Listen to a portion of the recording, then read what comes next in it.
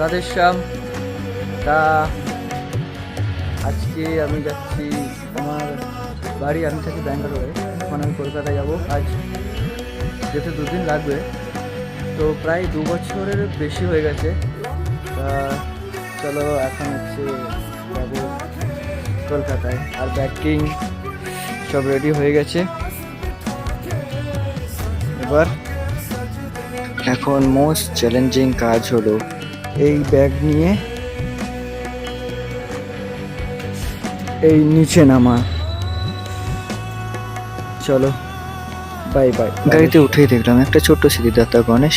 তা এই আমাদের যাত্রা যেন শুভ হয়, আমাদের এই শুভ কামনা করে সিদ্ধিদাতা গণেশের কাছে। আর যেতে যেতে বাইরের কিছু ভিউ দেখতে দেখতে আমরা চলে আসলাম এশিয়ান বিউটি রেলওয়ে স্টেশনে। চলো, বাই বাই, রাধেশ্যাম।